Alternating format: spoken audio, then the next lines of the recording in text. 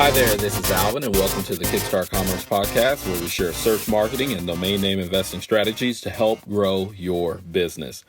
In today's episode, I'll discuss the 9 actions to consider before buying domain names. While domain name investing can be a lucrative opportunity, be forewarned that only a small percentage of people in the world, and I'm talking about it is a small percentage. Matter of fact, it doesn't even register as a percentage of folks that are full-time domain investors. You know, most folks in the domain industry or in domain investing are part-time or hobbyists at best. But hey, don't let this news stop you. Just know that there is more to domain name investing than simply opening a web browser, visiting a domain registrar of your choice or marketplace, and hand registering, buying expired domains, or buying third-party domains. It's more to it than just that, which leads us to the first consideration in terms of buying domains. So number one is to have a plan. And, with that plan, make sure that you have an end customer in mind. One of the easiest things to do in terms of domain names is get addicted or caught up in the buying spree. Everybody likes to buy.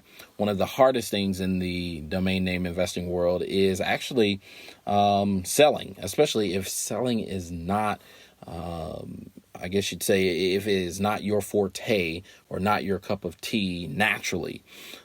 It is easier to sit behind a screen and, dream up domain names and see domain names that are ending in auction with only a few and maybe have 1 or 2 bids. And you think, oh man, I can make thousands of dollars off of this, and click and buy. It's easy to do that. What's harder or more challenging to do is to be able to purchase that domain and get it into the hands of an end user or end customer.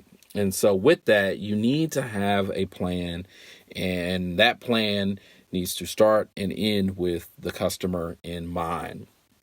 So that's number one. Number two, which kind of number 1 and 2 kind of play together. But number 2 is creating and finding a network of buyers before you even bid or buy.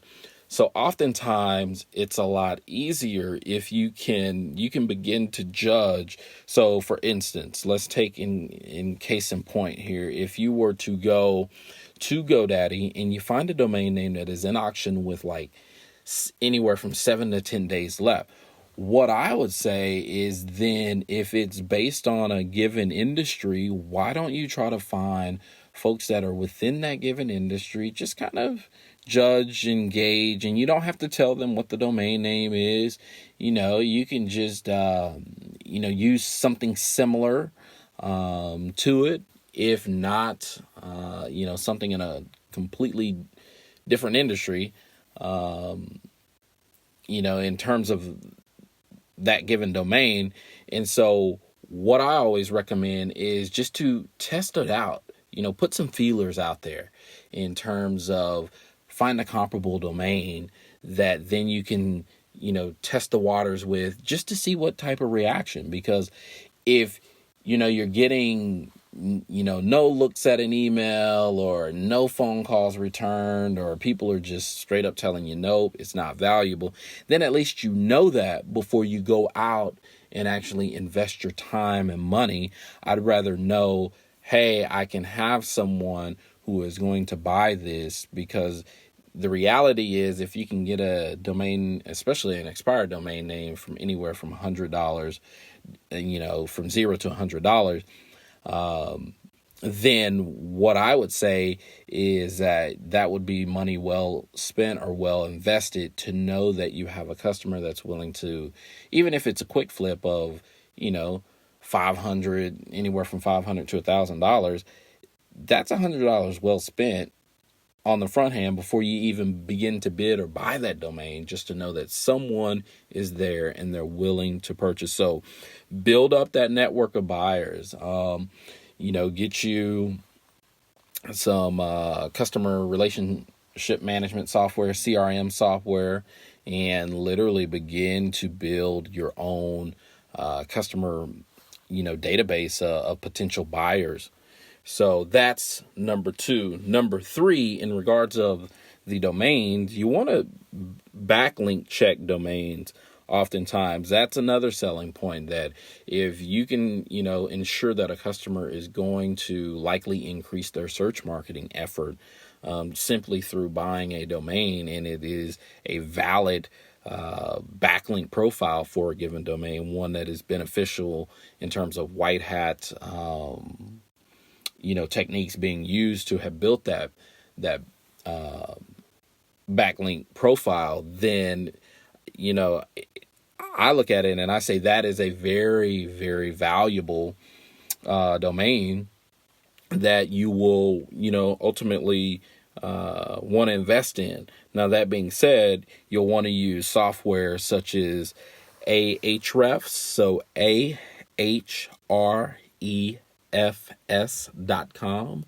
or semrush.com, or moz.com. Now, I use Ahrefs as well as moz.com.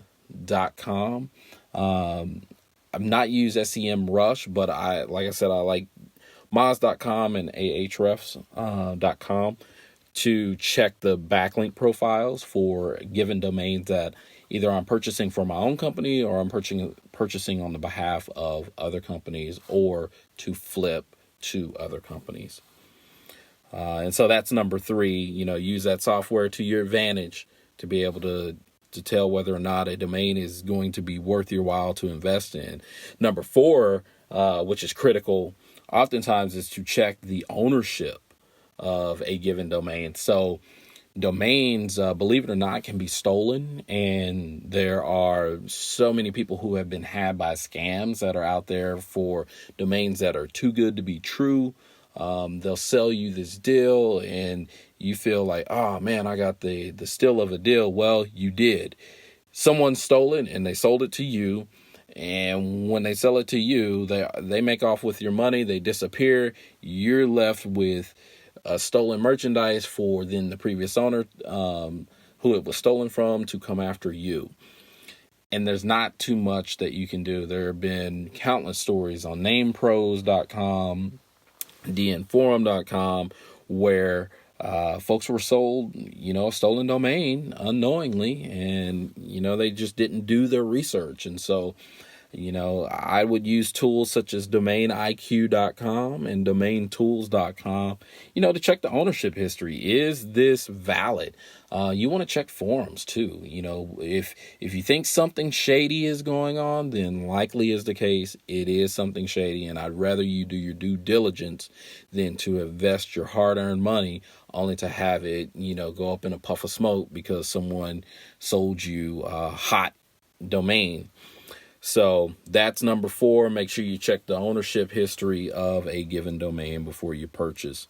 Number 5 is checking previous domain sales. And so oftentimes you can get into bidding wars, or, you get into a back and forth negotiation with the buyer or seller. And, the next thing you know, you keep upping the ante and not realizing that you may have, it's one thing to overpay, but it's another thing to pay an exorbitant amount for a given domain. And so you want to check previous sales, whether that be through namepros.com, dnforum.com, and my favorite that I typically use is namebio.com. Now, there are other tools that are out there like estabod.com, and then even GoDaddy's domain appraisal tool. It offers comps, but my favorite to go to is likely namebio.com. Easy tool to use, as well as, like I said, you're just able to right there on the spot just to see whether or not that given domain has previous sales, or, you can run an advanced search to see if there are comps, so domains that include the same keywords or keyword phrases. And so that's number 5, check previous domain name sales. Number 6 is check the domain development history. And this is one of the things that, this kind of dovetails back to the backlink profile check. So oftentimes I will check whether or not a domain was developed years ago, and if it was, and I feel that it was a worthy development, not not a low quality or spam or I guess you'd say mini site or a mini site or an AdSense site, made for AdSense site. But even in some of those cases, some of those are good, but you have to really understand how was it used. And so I often use the web archives Wayback machine. So if you go to archive.org/web/, then you can check the development history of a given domain. And so oftentimes you'll hear people say, well, this domain is 17 years old, 18 years old. And while that's a good factor, that's not the only factor. Matter of fact, Google will tell you that oftentimes that the age has nothing. It isn't critical. It is a factor, yet it is not critical in terms of search ranking value. I think in this day and time, it's more about what you develop upon that domain name, and whether or not the content is truly high quality content. And so that being said, before I buy a domain, I typically check the development history. And even if it doesn't have a development history, all that's even better, because if I choose to develop it, then I know that I'm starting from a fresh or a clean slate. That being said, that leads us to number 7, which is checking for search engine in PPC or pay-per-click advertising network banning. And so oftentimes, the awesome domain that you'll see in expired auction or up for sale somewhere, and you're like, oh my goodness, I can't believe I stumbled upon this, this gem, this diamond of a domain. Oftentimes it's there because, someone tried to do or took some, dubious action to where, they were doing some black hat SEO with that domain, and it was either, it's kind of like a turn and burn site, to where they either got it ranked and then it got ranked and then Google penalized it, and then, at worst, even de-indexed or banned it from Google or even other search engines. Then, you don't want to touch domains like that. Now, that's not to say that they're bad altogether, but I will say this: if you're an amateur or a newbie in terms of search marketing or content marketing, then you're just not going to have the chops or the experience to rehabilitate that given domain. So that being said, I've taken on domains that were PPC banned as well as search engine banned, and it takes some time and it takes quite a lot of effort to get domains rehabilitated and back into the search ecosystem. Not impossible, but it does take time, it does take effort, and you will have to go back and forth primarily with Google to prove that that given domain is no longer associated with any black hat, I guess you'd say behaviors or activities. And so always check for search engine and PPC network banning before you buy a domain. Number 8 is checking Google Trends. And this is something that I think most people don't necessarily know about, especially if you're not within the domain name industry. And so, if you're about to buy a domain name for your marketing campaign or a product, or you're just building a domain name portfolio for a given business, then I would always check, I choose to check Google Trends. And to me, it's a great tool, and you can go to google.com/trends, type in keywords, and you can see, I think you can see actually keywords that date all the way back I want to say somewhere circa early 2000s. And so that's a neat little tool that I use, and it has what's called an interest gauge. And so it's from 0 to 100. And I guess you'd say my personal trigger is to see anything above like a 55 in interest over a course or a period of time. If it's lower than 55, I typically don't buy that domain. But if it's higher than 55, then I typically use it as a factor in terms of whether or not I'll purchase it. So check Google Trends, great tool to use in terms of it being one of many determining factors of you purchasing a domain name. So that being said, last but not least, one of the things that you can actually do that is pretty easy to do, but most people probably don't even realize it in terms of using it as a buying factor for buying an expired domain or third-party domain, or even a hand register domain, is opening up Google or search engine, typing in phrases that are related to that domain, and checking to see if paid ads display. If paid ads don't display, it may not be worth it. Now, I have to put a little caveat on that. If you're dealing with a term that is not yet mainstream, then it's likely not going to have ads. So I don't want to, tell you that, hey, just because it doesn't have ads doesn't mean that it doesn't have value.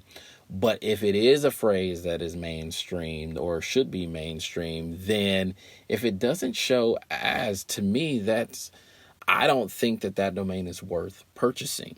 But when and where it shows ads, oftentimes what I try to do is, if I'm looking at a domain, I type in the phrase into, let's just say Google. There are companies that are in the first 3 paid ad positions, as well as companies in that bottom 3 ad positions, or, however many ads.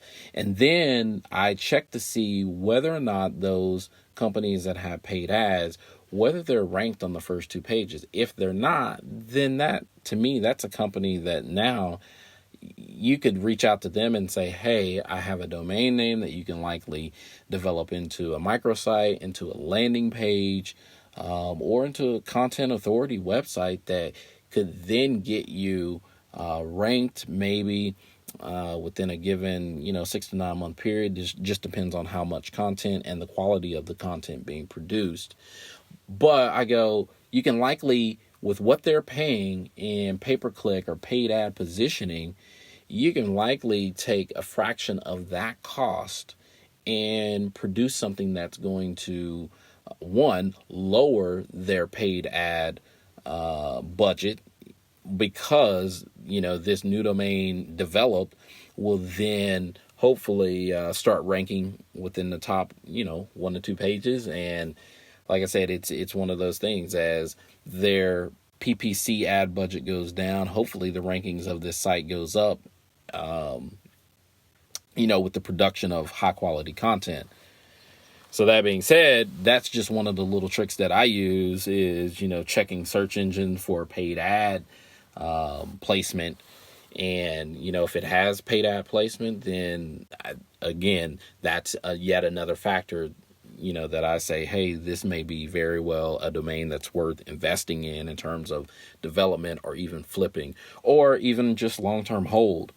So that, as a recap, number 1, make sure you have a plan, and the plan with end customer in mind. Number 2 is to create and find network buyers before bidding or buying a domain. Number 3 is to check the backlink profile for domains using, ahrefs.com, SEMrush, or Moz.com.